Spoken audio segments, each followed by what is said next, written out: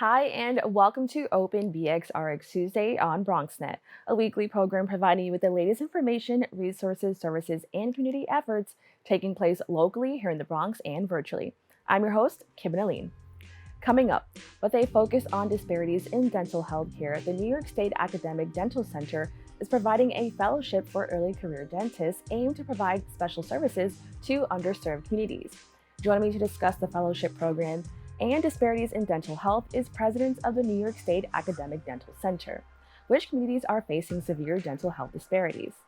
Then a small insect could have a massive negative impact on New York City nature and wildlife.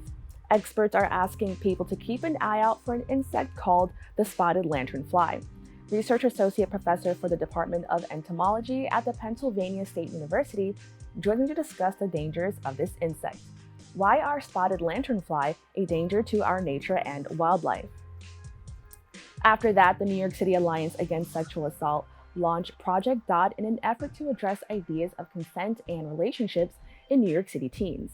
The Senior Prevention Coordinator joins me to discuss the program.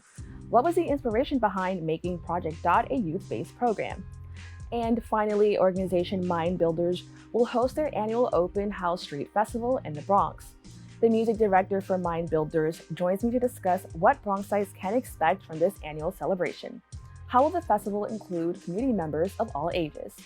So please stick around. Open BxRx Tuesday starts now.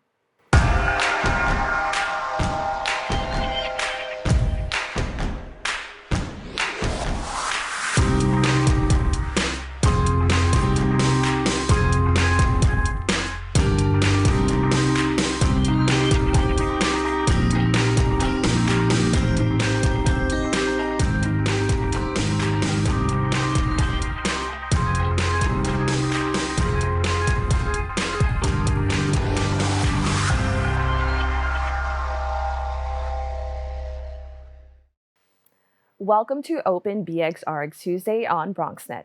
I'm your host, Kibin Alleyne, and I'd like to invite you to get social with us at BronxNet TV on Instagram and Twitter, and BronxNet Community Television on Facebook. Disparities in healthcare is one of our country's biggest issues. However, for certain communities, those disparities are even more apparent.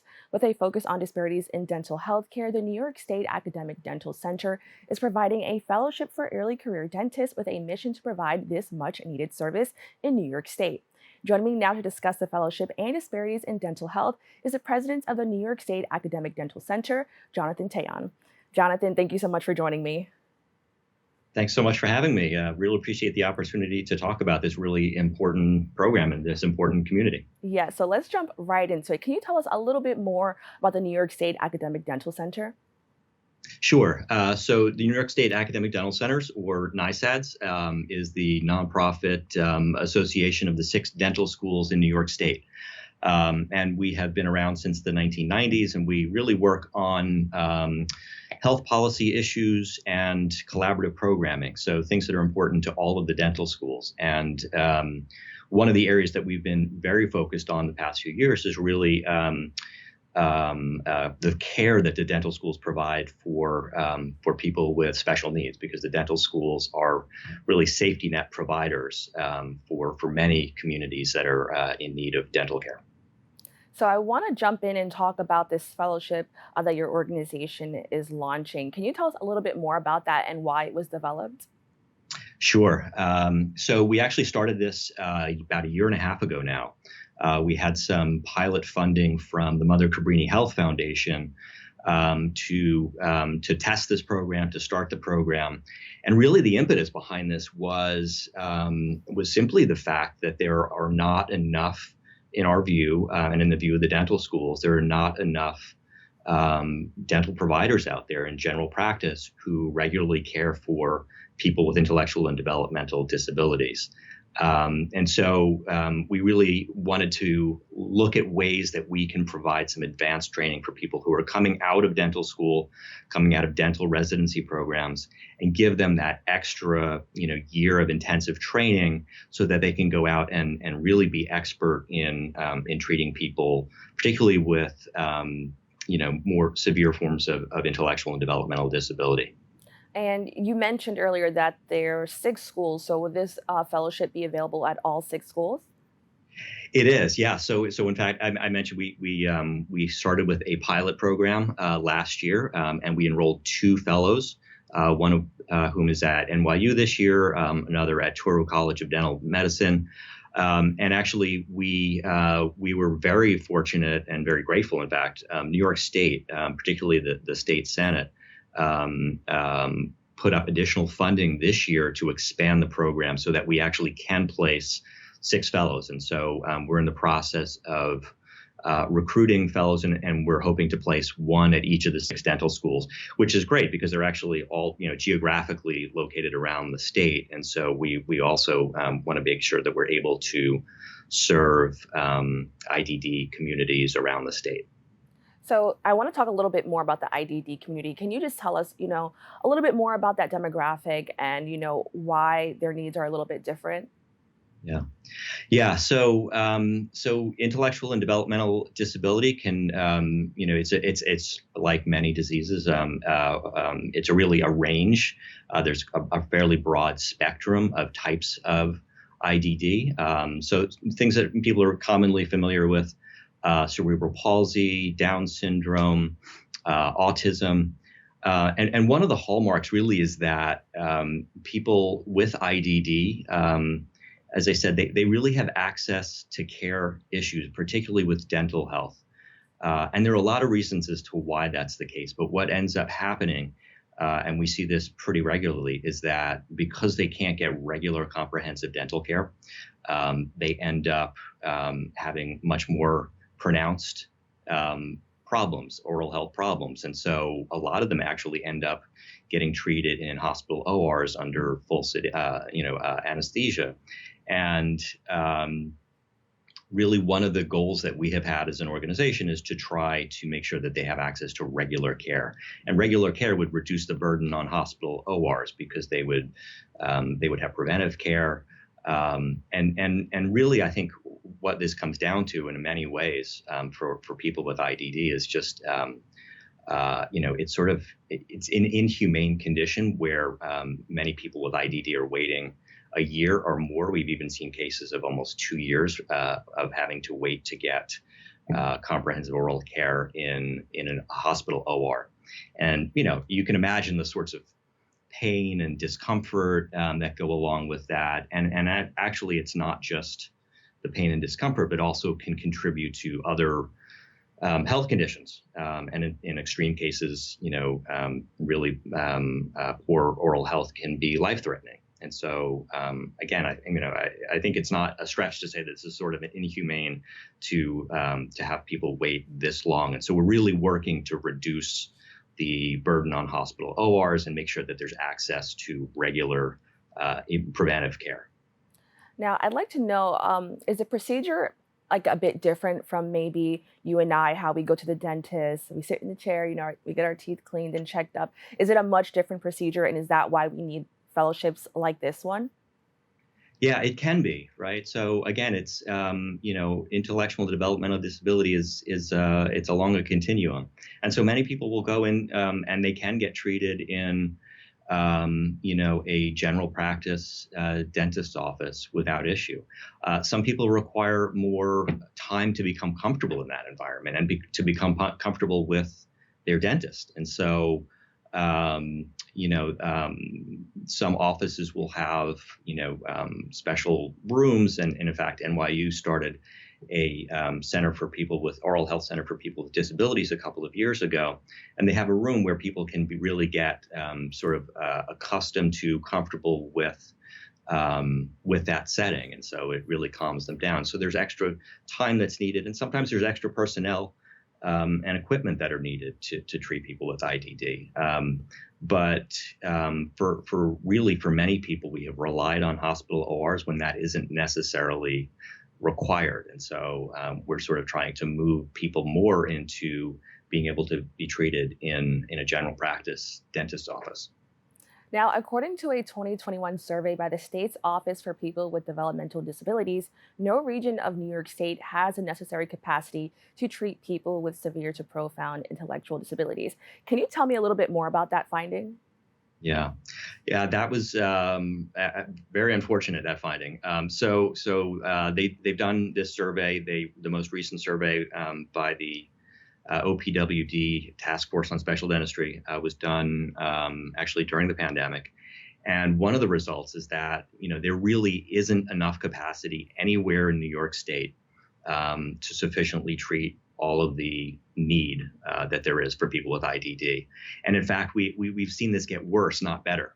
During the pandemic, one of the side effects, actually, there were a lot of side effects of the pandemic, and we saw that there were health disparities across, many communities as a result of the pandemic. But one of the things it did, it really impacted budgets, and we saw as a result of that that there were many hospitals that used to provide oral health care for people with IDD and were unable to do so and actually have struggled to reopen those services. And one of the reasons for that, this really gets to kind of this underlying structural problem, is that this isn't only a training problem, but this is also an issue of how we as a society have prioritized our healthcare spending. And many people with IDD rely, at least in part, on Medicaid. And so, unfortunately, Medicaid does not reimburse dentists at nearly a level that covers their costs. And so almost everybody who is treating people with intellectual and developmental disabilities is losing a significant amount of money. And frankly, the pandemic made it very difficult for many of these safety net hospitals to continue providing these services. So one of the things actually that I mentioned earlier that our organization, NYSADC, works on, we work on policy issues. And one of the things we'd really like to see, and we've started to have some discussions with New York State Medicaid about this, is we'd like to see an increase in the amount of reimbursement, especially for this population. As I said, it can require more time in the dental office. It can require more personnel and sometimes specialized equipment. But again, if we were to increase the Medicaid reimbursement for that, it would actually, over the long run, be cost efficient, because if we can prevent people from having to go into hospital ORs, that's really much more expensive than treating somebody in a general practice office.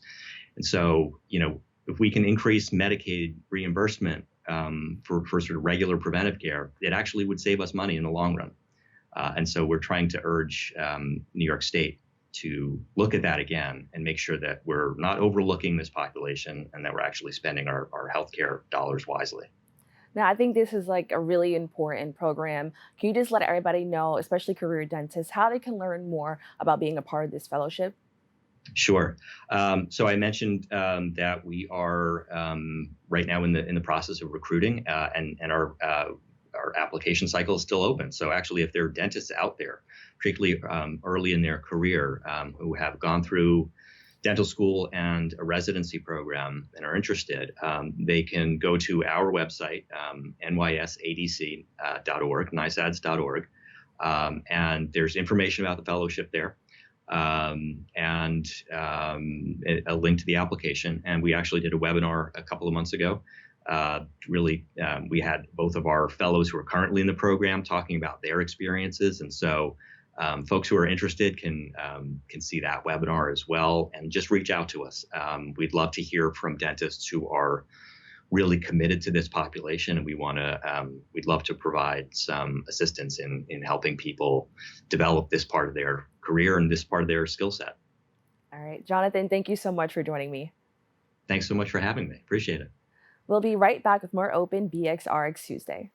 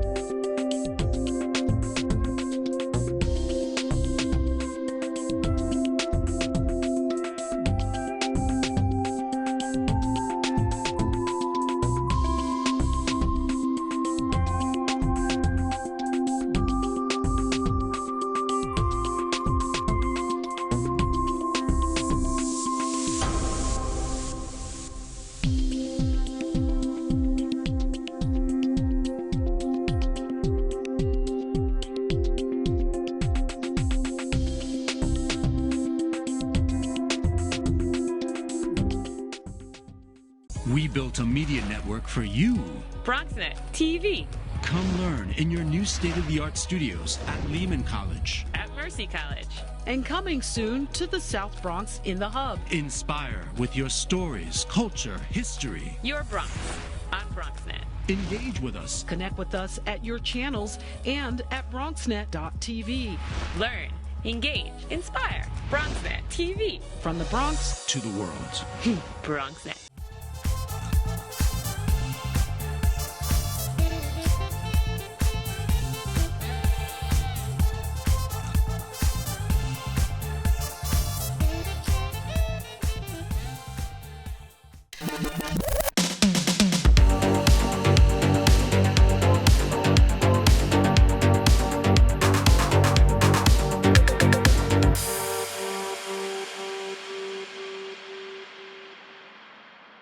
Welcome back. Across the United States, wildlife experts are asking people to keep an eye out for an insect called the spotted lanternfly. The small but mighty creature could pose a threat to nature and the surrounding wildlife. Joining me now to discuss the dangers of the spotted lanternfly is Research Associate Professor for the Department of Entomology at Pennsylvania State University, Dr. Julie Urban. Doctor, thank you so much for joining me.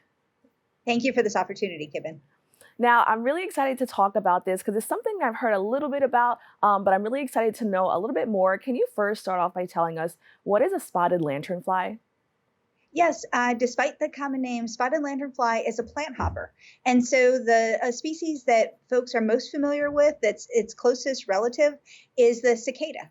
And so spotted lanternfly is from Asia, and so that makes it an invasive species. It's not natural to this area. And can you actually tell us, what are invasive species? Yes, so invasive species are species that get transported by humans to some area that's outside of their natural historic range.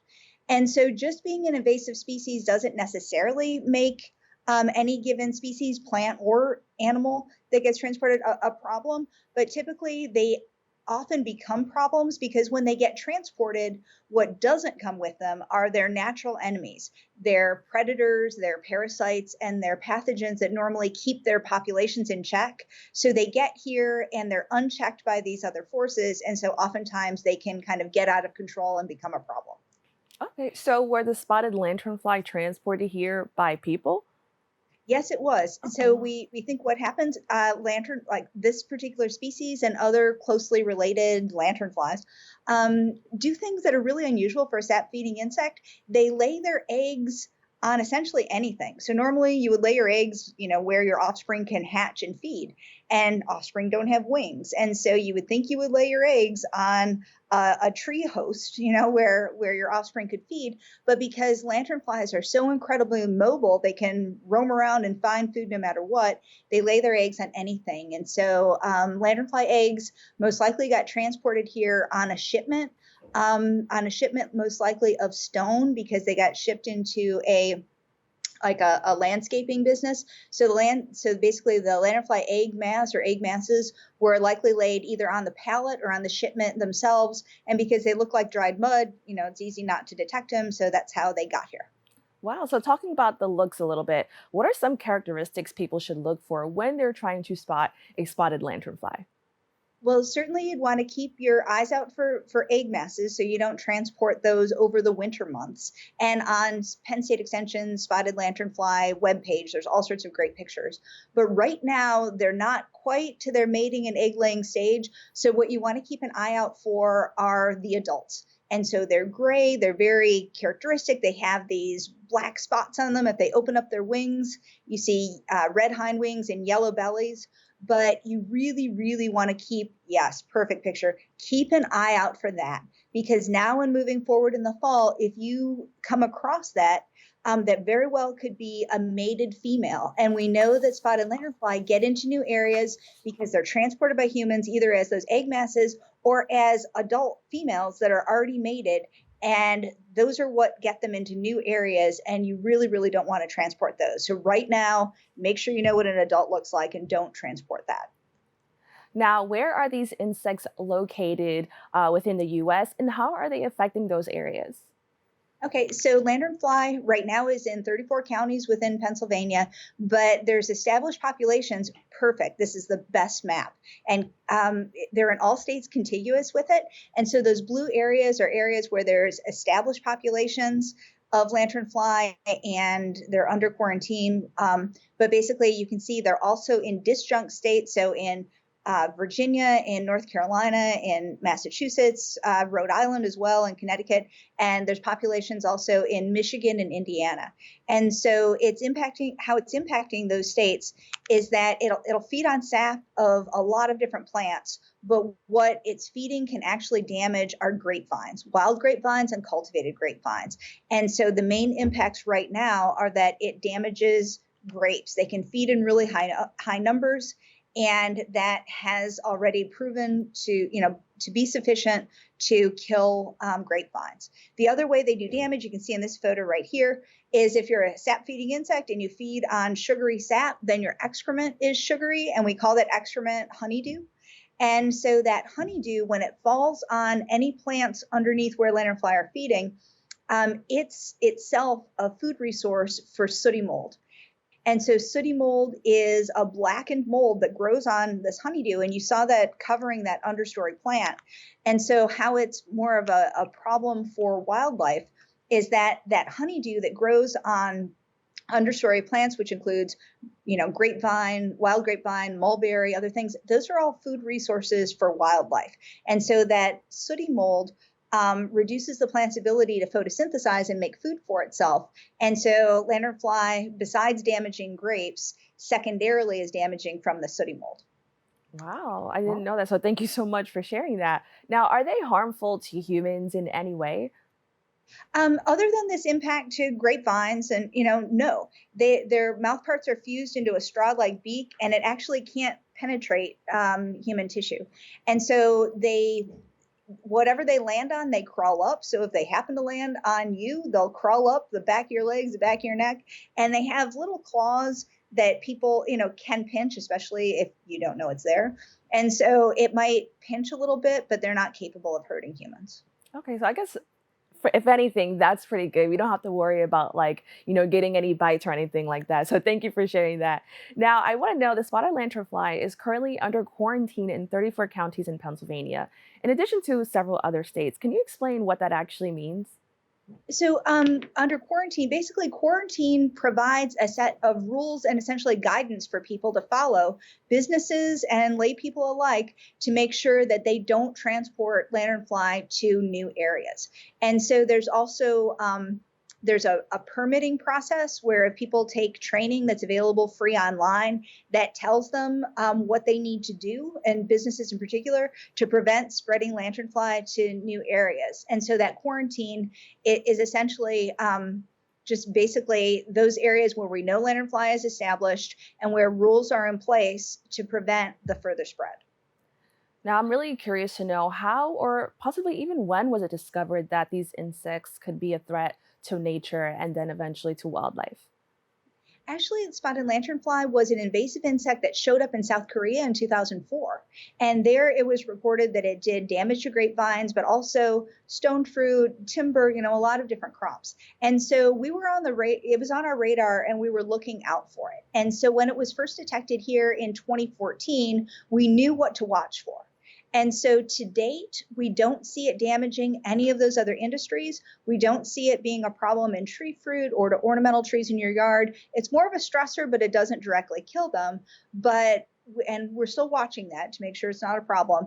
But basically, because we knew it would impact vineyards, or thought it would from South Korea, we're really watching vineyards. And in fact, yes, that's where we do see that feeding, killing vines in some cases, but also really weakening vines and being a big problem. Now, I think it's really interesting that it first landed in New York in about 2014, because I only recently heard about this maybe this or last year. So that's really interesting. But when I heard about it, I know that several public parks were advocating for squishing a spotted lanternfly if you see one. Now, can you tell us a little bit more about this campaign, and is this the best way for everyday people to go about it? Yes, I think so. Basically, the idea is that certainly this isn't the whole management plan. This thing showed up in 2014, and within 2 weeks, the Pennsylvania Department of Agriculture and United States Department of Agriculture put together management plans. And so, they're continuing to treat with insecticides and herbicides to attack favorite hosts. So there's a more complex management plan. We're not like relying on the public's shoes, to kill these insects and manage it. But the idea is because they really get transported by humans, and that's what makes them such a problem. So this idea of the Stop It campaign is more along the lines of, if you don't kill it, you're likely to spread it. And so this idea, certainly, it is really important. It's as much about human awareness as anything else. So yes, if you see it, stomp it, because otherwise you might carry it. And so right now, in terms of where it is in New York State, it has a really patchy distribution. Even though it's kind of been around, you don't really recognize it until it's big in your area. And so even though it's in New York City, it is not yet established or in those vineyards, the beautiful vineyards out on Long Island, nor in the vineyards out in the Finger Lakes. And so what we need is the public to potentially buy us time. Be aware of it, stomp it, don't transport it, keep it out of those vineyards while the large research community that's working on this insect comes up with longer term solutions to manage it a lot better. Okay, thank you so much for explaining that, because I know prior to this, I thought it was just, stomp it and the problem's over. So thank you so much for explaining that. Now, can you talk a little bit more about what is needed to find long-term sustainable solutions? Basically time to do the research. And so, they pulled together a technical group of scientists right in 2014 within 2 weeks of them finding it. I'm one of those folks. There's folks from USDA who are scientists who immediately went to spotted lanternflies' native range, in this case in China, to find those natural enemies. And some of those enemies are wasps that lay their eggs in the eggs of lanternfly or lay their eggs in the nymphs of lanternfly and kind of eat the insects from the inside out. So they would be kind of like surgical tools that could kill lanternfly and really be very specific to lanternfly and could be good solutions. But it takes a lot of time to do that research. We also have a lot of other irons in the fire in terms of different research things that are going on in terms of improved management and such longer term solutions that are less reliant on chemicals. And so if you're interested in that, we have a website for my grant in particular that's a large regional grant, stopslf.org. But again, that's just kind of 7 institutions of folks, but there's literally hundreds of researchers working on a lot of better long-term solutions. We just need to prevent its further spread to buy us time to come up with those solutions. Now, I'm curious to know, is it hard to do research on an insect that you don't want it to spread, but if it doesn't spread, maybe it's not there anymore? Can you talk about the challenges of conducting research on something that's a little bit challenging? Oh, Kibin, that's such a great question. This is why it's really problematic for grapevines in particular. Where this insect is, it's 3 hours from our campus in Penn State. And so we don't have experimental grapevines set up. And so it's hard to go up to a grapevine, to a grape grower and say, hi, we have this insect, and when it feeds, it kills grapes. Can we do research on your grapes? It's been really problematic to work on that. And so that's why it kind of takes a long time for this research to go. And because this insect only lives 1 generation per year, you have your chance to research it in the wild. And if you miss your window, you're kind of out of luck. Certainly we try to rear it, and a lot of folks are trying to rear it in lab settings, but it's very, very challenging. It feeds so heavily that it's really challenging to rear in the lab. And so when I talk about needing to buy time, it's exactly these kind of, I don't want to say delays. Research is complex. It just does take that kind of time. But myself and literally 100 other researchers working on this, we get out of bed every day because we're convinced that we're going to come up with better solutions. Well, I appreciate you taking the time to talk to us about this. I learned so much. Great. Thank you so much for this opportunity. I really appreciate it, Kibin. We'll be right back with more Open BxRx Tuesday.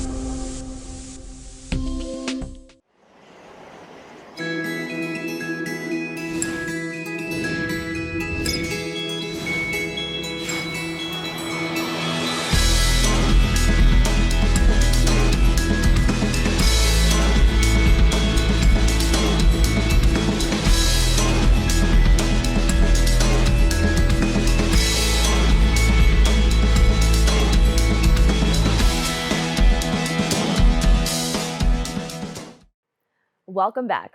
With a mission to teach New York City youth about topics surrounding the idea of consent and relationships, the New York City Alliance Against Sexual Assault launched Project Dot.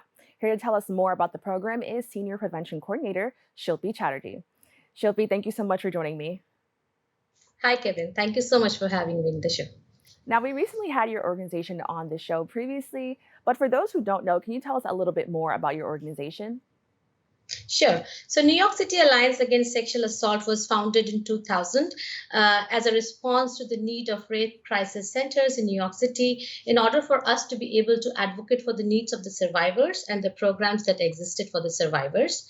Our mission is to prevent sexual violence and reduce the harm it causes through public education, cutting-edge programming, and advocacy for survivors, both at legal as well as policy level.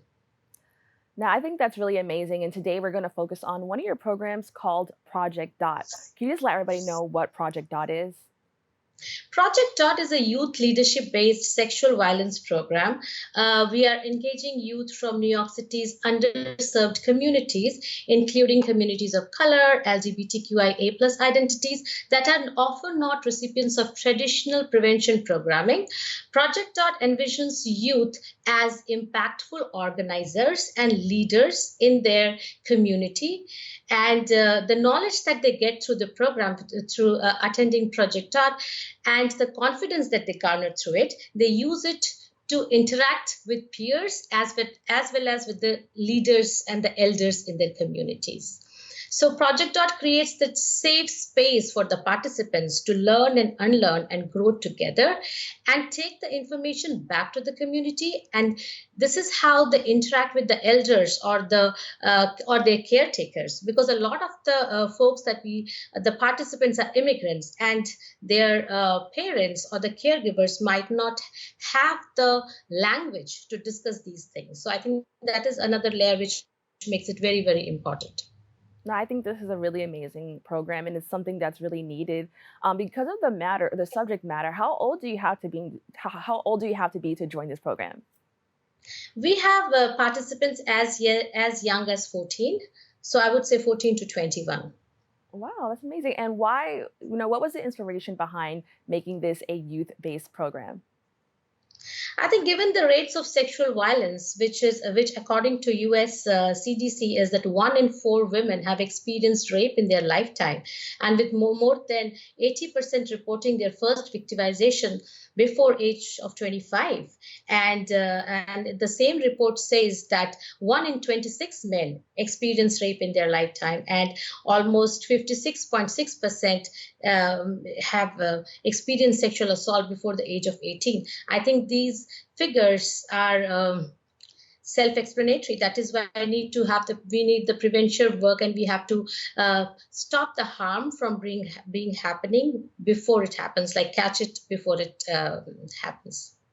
Now, I really appreciate the fact that you brought those stats in there, because you brought up, obviously what, women experience, and you also talked about, what some men experience. Can you just talk about, is this a program available to both males and females? Like, who's the target demographic for the program? Yeah, it is available to both men and women, because we know that violence is a learned behavior. Violence doesn't discriminate. And it is only because of toxic culture that most men or boys who have experienced violence in their lives, they don't speak up. It's not because they don't experience it, but it's because they don't feel supported enough if they want to speak up. And also we are moving toward partnership. So men have to understand their role in preventing violence, and just to again highlight the fact that violence is a learned behavior, and how programs like Project Dot can support young men and boys to be allies and to speak up for women and not consider this as a women's problem alone. I think that's another very important goal of Project Dot. Right. Now, why was it important to focus on underserved communities like communities of colors and members of the LGBTQIA+ community? Yeah, because many or most sexual violence prevention programs, they focus on white heteronormative audience, and that's why there are communities which don't get the kind of support and preventive education that they need. And that's why I think Project DOT is very important, and it is designed with people in mind from underserved communities. And we are constantly updating our curriculum based on their feedback and based on the feedback of the facilitators.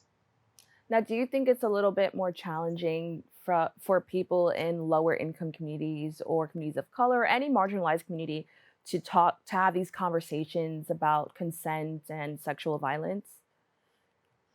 I think there is definitely there is a I mean, they don't have access to as much resources as somebody else would. And also, like I said, the immigrant community, they also don't have the language to discuss these things. And they are so caught up in other realities of life that this is something that they don't end up focusing on. And I think that is why Project DOT gives them that safe space to talk about it and take it back to their communities. And we are updating the communities based on their lived experience, based on what their community needs. And I think that is not just helping them grow, that's helping the whole society grow. Now, what can participants expect when they join this program? I think the first and the foremost is they can expect a very non-judgmental and safe space to learn and unlearn. They can expect to be heard. And I would also say that our approach is nothing about us without us. So we are including them constantly in the conversation, and the facilitators only guide the conversations. It's them who actually lead the conversation. It's their lived experiences. Like I would say during the project day. So what happens is that after 12 weeks of workshops and trainings, finally the kids, they have a social media campaign or a community project day where they present about the topics that that spoke to them.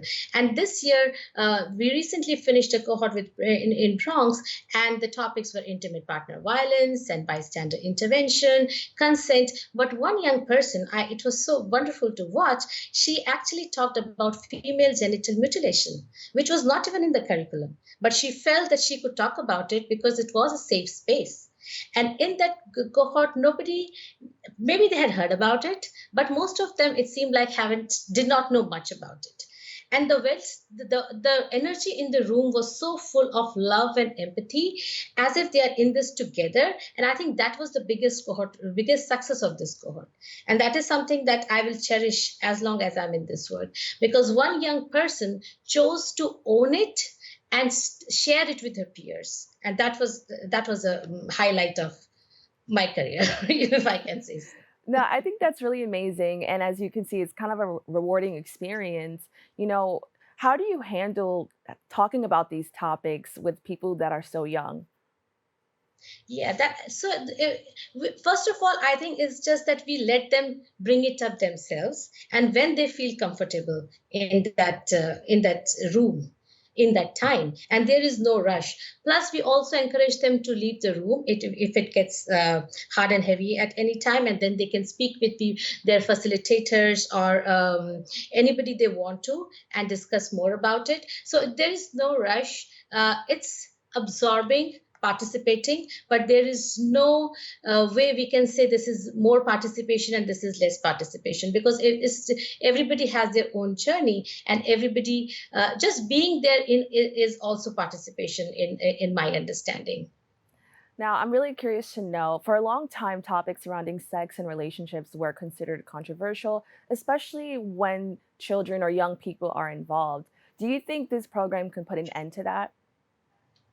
It's a long road ahead, but this is definitely a beginning, definitely a wonderful start. And I would say that because it is coming from a reliable source, information that they're getting is also they're getting it in a group setting where they're discussing it the way they want to discuss it. I think I have seen folks building that confidence, that leadership skill, that they feel more confident to take back to their homes, their families, speak to their mothers, their fathers about it. And also we have included sessions where a caregiver was in the room with them.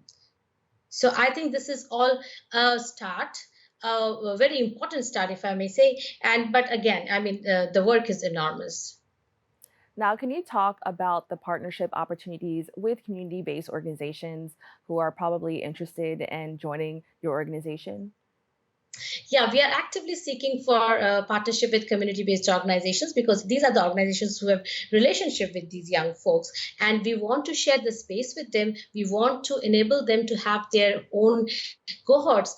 I mean, Alliance would be there to support them, but I would. It's our dream that we can replicate it not just in New York City, but outside of New York City, in the New York State, in the whole country, or even internationally, because this curriculum is so apt and it could be easily tweaked and updated according to the community's need, according to the audience's need, and that's what we are focusing on right now. Now, what can people do if they're interested in becoming a part of this program? So we are reaching out to organizations that have youth programs, but other than that, there is also information on our website. They can reach out to us through our website or through the organizations they're already working with, and yeah. Now, because of the subject matter, will these children or these young people need parent permission to join? They do need their consent form signed by parents, yes. Okay, well, thank you so much. Can you just let everybody know how they can learn more about your organization in general? Yeah, they can visit us on our website, and they can always send me an email at shilpi@sbfreenyc.org. All right, thank you so much for joining me and talking about this organization and this program. Thank you. Thank you so much for having me. Thank you. We'll be right back with more Open BxRx Tuesday.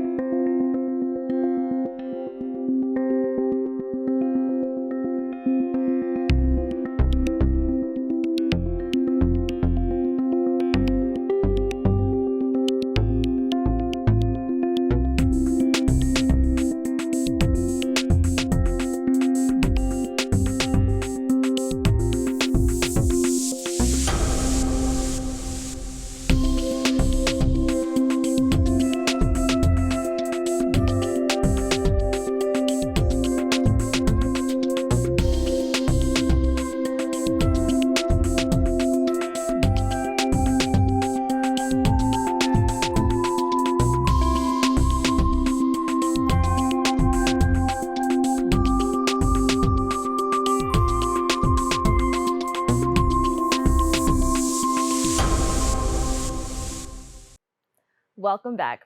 Organization Mind Builders will host their annual Open House Street Festival for community members in the Bronx. Join me now to discuss what you can expect to see at this celebration is music director Waldo Chavez. Waldo, thank you so much for joining me. No, thank you. Thank you very much for having us. Now, I want to know a little bit more about your organization. Can you just tell us, what Mind Builders is all about? Yes, I can talk about Mind Builders for days, but I'm going to give you a very brief synopsis. So we've been around for 44 years here in the Bronx, the Northeast Bronx, and we offer arts education in many different forms. This is not an academic school, a Department of Education school. We're an art organization, and we have classes Tuesday through Friday afternoons after school, and then we have classes all day Saturdays. We offer music, dance, martial arts. We have a beats and rhymes program, a digital music program. We have a visual, like anime program. We have a PYT, which is our Positive Youth Troupe, which is a theater company that we have. We do quite a bit of things. We have about 800 students that attend regularly, and we have many disciplines and many instruments that we teach: brass, woodwinds, strings, piano, keyboard groups, within strings, violin, viola, and we have many dance disciplines as well, including hip hop, ballet, African, praise, and this is for all ages. I'm not mentioning everything because I know we don't have time, but we do offer quite a bit of classes here in many different disciplines. Besides that, this place is an amazing place. It's not just a school; it's like a giant family. Everybody here knows each other. I've had students. I've been here for 12 years. I've had students that I've known since they were little, tiny. Now they're in college. Some of them are coming back with their own kids. So it's a great place. Now, you said that it's for all ages, and I think that's super important. Can you just explain, Sure. if somebody is interested, what age group they can be Sure. in? So you can start here, like in Suzuki violin classes, for example, from 3.5. Most instruments are 5. Most dance classes. I mean, there are dance classes that are specifically for younger students, starting at 5, and there is no limit, in at the top. So I've had 80-plus-year-old students here as well. Most of them, though, are between the ages of 4 or 5 to like 18, maybe high school age. Some of them, they go to college, but they still remain with us. I have a few of those. That's amazing. So we're definitely Yes. going to talk a little bit more about the festival, but I just want to know, can you just first explain why it's so important that we have access to, music and the arts in the Bronx? Absolutely. The Bronx, has been sort of like the forgotten borough in the arts. There's not much art education offered in schools. So places like ours and some after school programs and things like that have had to take up this mission. We really feel, first of all, having the kids doing this keeps them from doing other things. Even from at home, playing video games, being on the phone all the time. So we try to make the experience for them almost semi-professional. Let's say we have a wide range of recitals at the end of the year where students get to play with bands, and the dance program gets to dance in big stage with lights, with everything.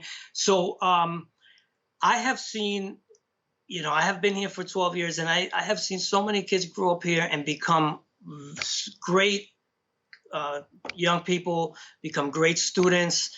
And I think it has to be a lot with the fact that they're occupied doing something that they really love. Besides, there's some students that actually want to do this for a living, and we are certainly capable of offering that. All right. Well, thank you so much for sharing. Sure. Now, your organization will host the Open House Street Festival. Can you tell us what that event is going to be all about? Yes. So this is, I believe it maybe our 7th or 6th. We started doing this. We are here on Allenville Avenue, between Gun Hill and Magenta, right near White Plains Road. And we close the street off. We have a big array of vendors. We bring in a very large stage, and we offer a lot of things during the day. The day begins at 10 with free sample classes for music and dance happening right outside there. We also have tours of our building and our African art. These happen at the same time. And this will be going on from 11 on. And we have an amazing collection of African art in this building. It's original African art, and it's a great way to get to know the African diaspora, so to speak.